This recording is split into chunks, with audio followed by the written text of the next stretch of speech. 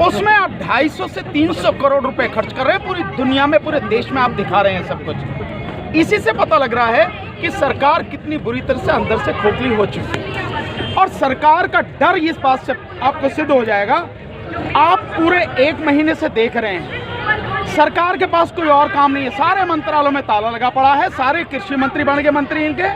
केवल और केवल जो किसान आंदोलन है, उस आंदोलन के विरोध में सारी रणनीति चल रही है, सारे कार्यक्रम चल रहे हैं। जिस मंच पर जाते, जहां जाते, प्रधानमंत्री केवल किसान की बात करते हैं। तो आपको समझ में आ जाना चाहिए कि सरकार अंदर से बहुत बुरी तरह से डरी हुई है और सरकार अंदर से पूरी खोखली हो चुकी है। लेकिन अभी टूटने में थोड़ा टाइम लगेगा। मोदी जी पता क्या है कि बड़ा हुआ तो क्या हुआ, जैसे पेड़ खजूर, पंथी को छाया नहीं, फल लागे अति दूर। और ये तो बिना फल के खजूर हैं जो इनकी हालत है।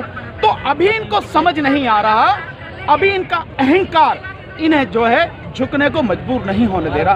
आ जाएगा, धीरे धीरे हो जाएगी ये सारी चीज़। कल भी संवाद हुआ, कल भी अलग अलग जगह पर उनके जो मंत्री थे वो मौजूद थे। किसानों को समझाने का प्रयास किया जा रहा था। कई मिनट तक जब उनका पूरा संवाद किसानों से चलता रहा, उसमें सिर्फ अपने ही बिल की जो खूबियाँ हैं वो गिनवाई गई कि किसान समझ नहीं रहा है, लेकिन ये बिल कितना महत्वपूर्ण है उनके लिए, सिर्फ वही गिनवाया गया। मैम, जो इन्होंने गिनवाया, आप उस 51 मिनट के प्रधानमंत्री का जो वक्तव्य है उसको बहुत ध्यान से फिर सुने आप। उसमें किसान बिल की कोई खूबी गिनवाई नहीं गई, क्योंकि खूबी हो तो गिनवाए ना। उसमें कोई खूबी नहीं है, कोई खूबी गिनवाई नहीं गई। हाँ, उसके किसान बिल को लेके झूठ जरूर बोला गया। जैसे मैं आपको 2-3 झूठ बताता हूँ, उससे आपको पता लग जाएगा। प्रधानमंत्री ने कहा कि जो इस एग्रीमेंट में है, अगर किसान की फसल बर्बाद हो जाती है तब भी व्यापारी को उसका पैसा देना पड़ेगा। मैं चैलेंज करता हूं प्रधानमंत्री को, गृह मंत्री को, पूरी सरकार को, उनके साथ जितने भी लोग हैं उनको, उस कानून में किस सेक्शन में कहां लिखा है कि अगर किसान की फसल बर्बाद हो जाएगी तो भी व्यापारी को उसका पैसा देना पड़ेगा। कहीं नहीं लिखा है। प्रधानमंत्री ने कोरा झूठ बोला है, लेकिन झूठ बोलने में प्रधानमंत्री को शर्म तो आती नहीं। वो इस मामले में पूरी तरह से बेशर्म हो चुके हैं। झूठ बोलते हैं सुबह से लेकर शाम तक, यही उनका काम है। और यही नहीं, एक और झूठ बोला उन्होंने ये भी झूठ बोला है उसमें कि जो एग्रीमेंट है, उस एग्रीमेंट में किसान अगर चाहेगा उस एग्रीमेंट से जब चाहे बाहर आ सकेगा, व्यापारी नहीं आ सकता। आप उस एग्रीमेंट को पढ़िए आप, और उसका सेक्शन 11 एग्रीमेंट वाला जो कानून है 11 पेज का, उस एग्रीमेंट के सेक्शन 11 में, यानी धारा 11 में बहुत स्पष्ट रूप से लिखा है जो एग्रीमेंट होगा उसमें किसी भी समय किसी भी तरह का बदलाव भी हो सकेगा और उसको खत्म भी किया जा सकेगा, लेकिन वो आपसी सहमति से होगा। यानी व्यापारी और किसान जब वो सहमत होंगे, और उसका भी कोई एक जायज कारण होगा, बेवजह नहीं है, जायज कारण होगा, उस पर दोनों सहमत होंगे, तभी उस एग्रीमेंट में बदलाव हो सकेगा या उसको खत्म किया जा सकेगा। उसमें कहीं नहीं लिखा कि किसान अपनी मर्जी से जब चाहे बाहर हो जाएगा और जो व्यापारी है वो उससे बाहर नहीं हो सकता। तो ये झूठ भी उन्होंने बोला। एक और झूठ बोला है, और झूठ तो बहुत बोले, फिर आपको मैं मोटा मोटा सा ये बता रहा हूँ। उन्होंने कहा कि इस कानून के बाद में एक भी मंडी खत्म नहीं हुई। आप पूरा देखिए, मध्य प्रदेश में जितनी मंडियां हैं, उन मंडियों में जो छोटी मंडियां हैं जिनकी गिनती है 369, वो 369 मंडियां पूरी तरह से खत्म हो चुकी हैं। ये मेरी रिपोर्ट नहीं है, आप जाके देखिए। सरकार के और जो मीडिया के साथी हैं उन्होंने जो दिखाया है वो रिपोर्ट है। किसी भी चैनल से आपको ये मिल जाएगी, गोदी मीडिया को छोड़ के, क्योंकि वो तो गुलाम है, वो तो दिखाते नहीं चीजें, वो तो उसके तलवे चाटने में लगा हुआ है सरकार के। इसके अलावा जो बड़ी मंडियां हैं, मध्य प्रदेश में 47 बड़ी मंडियां बंद हो चुकी हैं। साथ में जो मंडियां काम कर रही हैं उनमें 60% कारोबार में कमी आ चुकी है। तो प्रधानमंत्री को या तो जो उनके लोग हैं, जो उनको ये सारी चीजें बताते हैं, उनसे बाकायदा आंकड़े दुरुस्त कर लेने चाहिए, और अगर नहीं करते हैं तो बोलना नहीं चाहिए। लेकिन मैं बार बार ये बात कहता हूँ कि अनपढ़ प्रधानमंत्री जो मन में आता है बोल देते हैं। पढ़ना लिखना तो है नहीं, उन्हें पता नहीं है कि क्या कहानी है, और निश्चित रूप से कहता हूं कि कानून उन्हें पढ़ा नहीं होगा।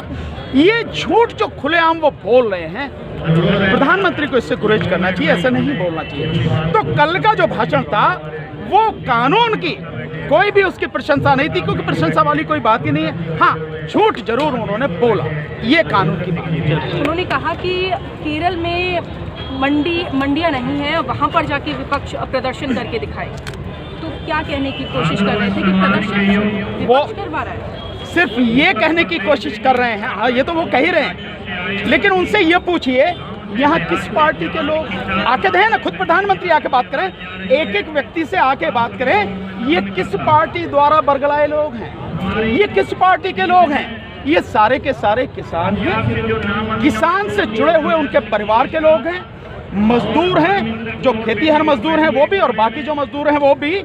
यहाँ वकील हैं, डॉक्टर हैं, इंजीनियर हैं, लेकिन सब लोग किसान परिवारों से कहीं ना कहीं जुड़े हैं और इस देश को बचाने वाले लोग। इन्हें किसी ने नहीं बरगलाया, लेकिन ये उस कानून को जानते हैं जिससे आप बेवजह अच्छा बताने की कोशिश करते हैं, बावजूद उसके जबकि आप कानून पर कोई बात नहीं करते हैं। तो ये जो केरल की बात कर रहे हैं आप, ये जो आप पश्चिम बंगाल की बात कर रहे हैं, मुझे जरा आप एक बताएं, एक आंकड़ा मैं प्रधानमंत्री का देता हूं जो बहुत ठोक ठोक के कहते हैं।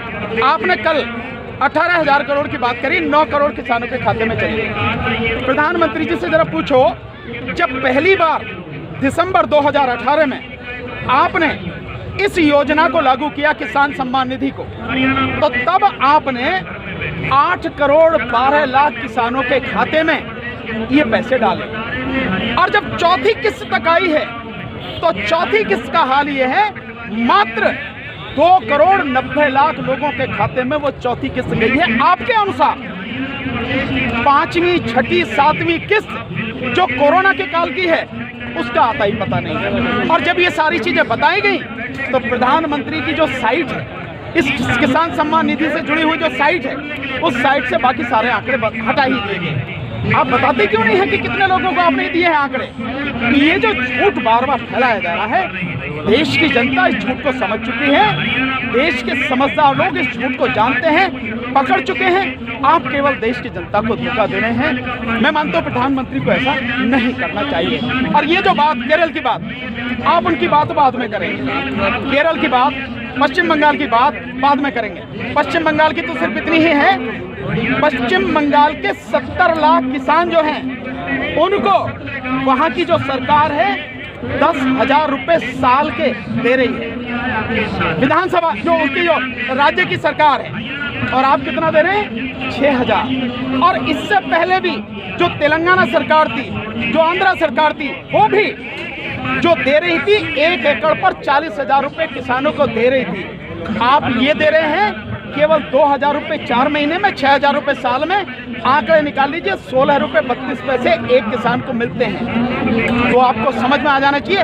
हमारा पैसा भीख के रूप में देके और उसी पैसे को देने के लिए जो नौटंकी कर रहे हैं उस पर 250 से 350 करोड़ रुपए खर्च कर रहे हैं। प्रधानमंत्री को सोचना चाहिए, उतना ही बोलिए, वैसा ही बोलिए जो लोग उसको समझ हजम कर सकें। ऐसा नहीं है कि आप जो मन में आए कहीं चले।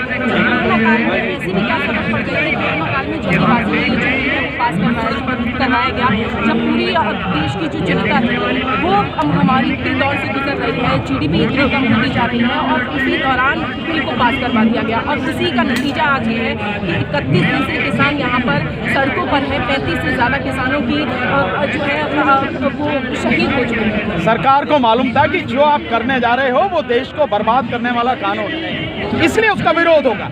इसलिए पिछले चोर दरवाजे से आप उस समय आए हैं जिस समय आपने पूरे देश को लॉकडाउन में रखा हुआ है। ये डर था, और आप उसका जो मेरी बात है उसका प्रमाण इस तरह से आप देख सकते हैं कि जैसे ये कोरोना को ये सारा संकट सरकार के हिसाब से अनलॉक किया गया है, लॉकडाउन खत्म किया गया है, उसके बाद से लगातार आंदोलन शुरू हो गए। तो आपने लॉकडाउन में इसीलिए किया लोग विरोध ना कर सके, पर जैसे ही लॉकडाउन खुला लोग सड़कों पर हैं, आपके सामने हैं। ये जो सरकार है, क्योंकि इसके मन में पाप है, ये सरकार उद्योगपतियों की गुलाम बन चुकी है और देश को उन उद्योगपति की चौखट पर गिरवी रखना चाहती है, इसलिए उनके हिसाब से काम करती है और वो देश के और देश की जनता के हित में नहीं और देश की जनता विरोध करेगी। आपने एक विरोध जबरदस्त देखा होगा जो सीए एनआरसी के विरोध में वो था, कितना जबरदस्त पूरे देश में उसका विरोध हुआ। 100 दिन से ज्यादा वो आंदोलन चला। सरकार आज तक भी सीए और एनआरसी का कानून लागू नहीं कर पाई। और मैं फिर कह रहा हूं, अगर आप में हिम्मत है, 56 इंच का सीना है, आपका कानून सही है, लागू करके दिखाओ, आपकी औकात पता लग जाएगी। ये तो सभी किसान जो और सारे साथी जो इस समय देश के जो है लोग सड़कों पर हैं, यही आपको आपकी जो है ताकत का एहसास करा देंगे। ये है।